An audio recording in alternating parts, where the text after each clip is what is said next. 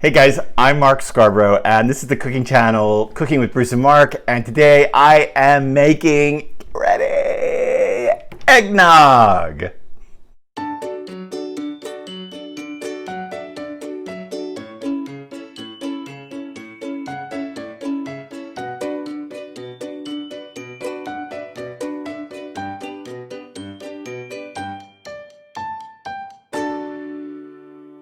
Okay, why am I making eggnog so far out from the holidays? You might think, wow, what in the world is going on? Why is he ahead? Why doesn't he do this video? Is he ahead of the holidays? Why didn't he do this video in December?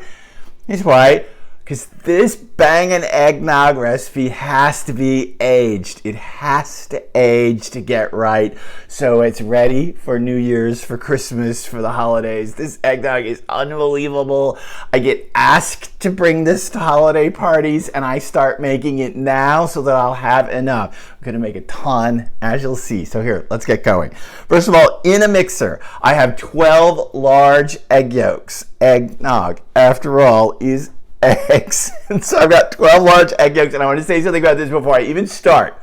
These are organic egg yolks. They have to be organic. They're going to be raw in this mixture.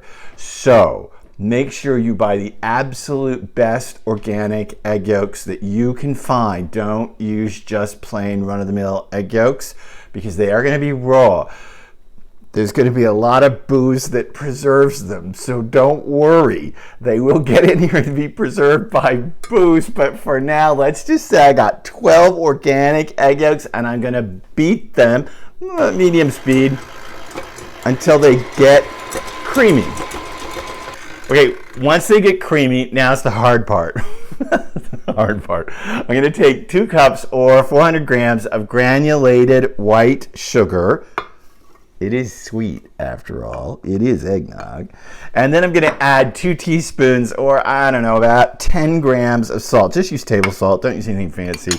I'm going to put this in here. Now what I want to do is beat and beat and beat and beat this until the eggs and sugar get fluffy. This is going to take some time, even with a big stand mixer. So now you have to just let it go. What we're trying to look for is a fluffy, airy consistency for this to make the creamiest eggnog imaginable. So start slow and then blow it up, not to high, but to maybe medium high. Make sure at least once in this process you stop the mixer and scrape down the inside of the bowl. We're looking for, if you know the baking term, we're looking for thick ribbons, which means that when I dunk my spatula in it, it should fall off of it in thick ribbons. We're just about there. Thick ribbons. It should be extraordinarily fluffy and thick. At this point, honestly, you can't overbeat it. So if you think you haven't beaten it enough, just do some more. Okay, now for the dairy, because this is a dairy festival. I want you to take 3 cups or about 725 milliliters. You can use 3/4 of a liter, 725, 750. You can fudge this a bit of whole milk. And don't you dare use low-fat milk or skim milk. For God's sake, this is eggnog. You want this thing to be rich. You don't want to drink the whole thing. Well, not all at once. You have this in small bits.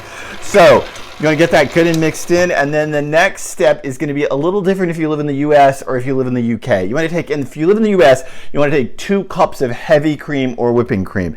Cream fat ratios are different in the UK, so here's what I recommend. Since the UK doesn't really have heavy cream the way it is in the States, use then 1 cup of single cream and 1 cup of double cream. Use half and half double cream and heavy cream. In the US, just use 2 cups of heavy cream or whipping cream. Get your cardiologist on the phone.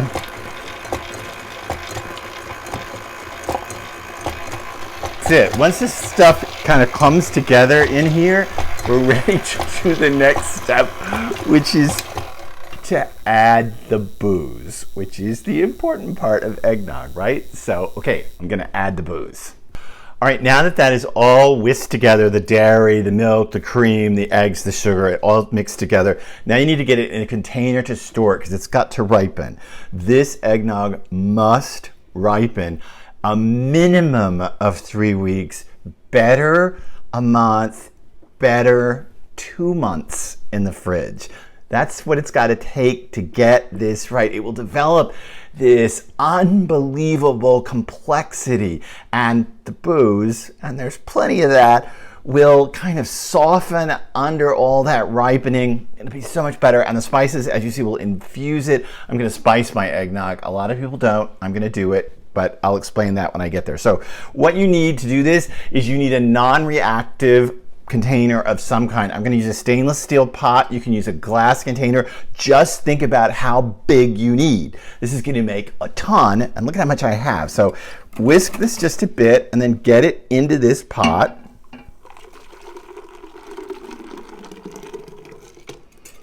Excellent. Oh, I think I got some on myself. That's excellent. It's always good to walk around with eggnog on you. So get it into the pot. There's a little bit of egg in there, doesn't matter. I'm going to continue to whisk this, and now for the booze, get ready. So here's what you need. You need a 750 milliliter bottle of bourbon. That's 3 cups of bourbon. And how much of it? Oh, like all of it, the bottle of bourbon. Here we go. Oh my God, see, nothing could ever happen to those eggs.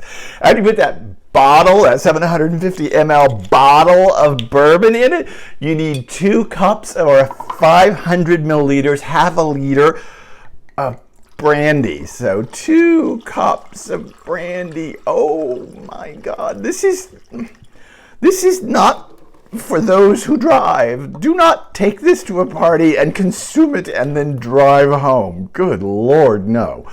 So 2 cups of brandy, a bottle of bourbon, and I'm not done. I'm going to add some aged rum. Now, I don't mean dark rum like Myers's, and I don't mean gold rum. I mean aged rum. Decent, aged, good rum. You can, and please, Bruce has a, let me go back and say, Bruce has a theory that all the sugar and eggs and all the baking ingredients in the world can't cover the taste of bad booze, and he's not wrong. However, you don't need to use a $60 bottle of bourbon for this. You need to use a $20 bottle of bourbon for this. You don't need to use don't use VSOP or XO cognac for this. But here in the rum, this is the place you splurge. Use it good age, get a good aged, sugary, caramely rum. It's going to give most of the caramel flavors to it. So I'm going to put a half a cup, that's 120 milliliters of aged rum. And you know, if I got a little bit beyond a half a cup, nobody's going to care, right? That goes in, whisk it up, and now you could take this and age it. At this point, what you would do is you would put this in the Wow, it smells like Elaine Stritch. You could take this and you could put it in the fridge at this point. It's going to age in the fridge for safety's sake. You could take this, cover it, put it in the fridge, age it. As I said, 2 weeks minimum, better a month, mostly 2 months. If you want to push it to 2.5 months, you can. That's really great. Or you can spice it. Here's what I do. You don't have to spice it at this point, but you can. This is a cinnamon stick, and I'm going to break it in half.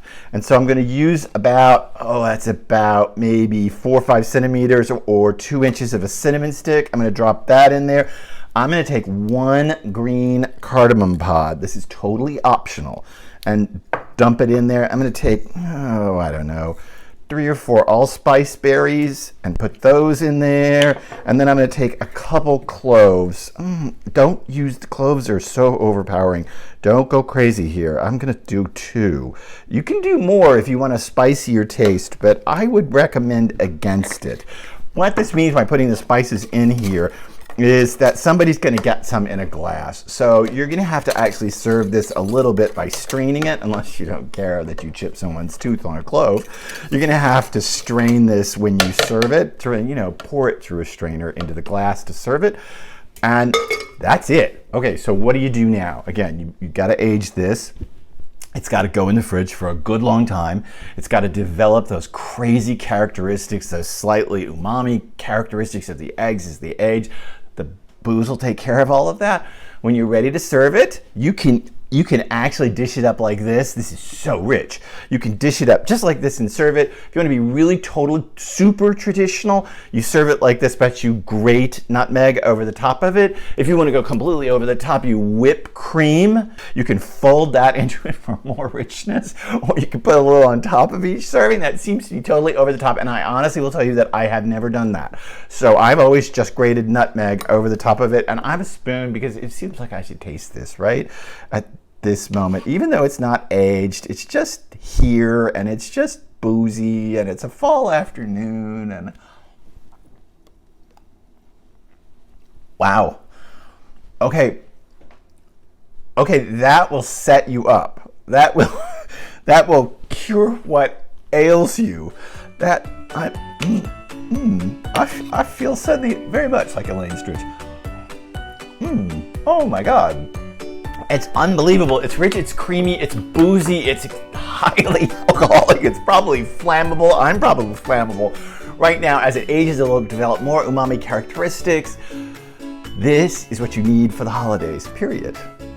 If you want to check out the recipe of this, click below me in the more section. The recipe is sitting right down there, all written out, so you don't have to do it while this video is going on. Subscribe to this channel to see more videos on Cooking with Bruce and Mark, doing all kinds of crazy things in this deep dig series, because this is our deep dig into all kinds of wonky, weird things like eggnog. And you can catch us on our podcast, Cooking with Bruce and Mark, wherever podcasts are found, on Apple, Google, Stitcher, iHeartRadio, Spotify. Catch Bruce and me together on that podcast. We're a little crazy about food and come back. I promise never quite to be this boozy again, but I promise something just as good.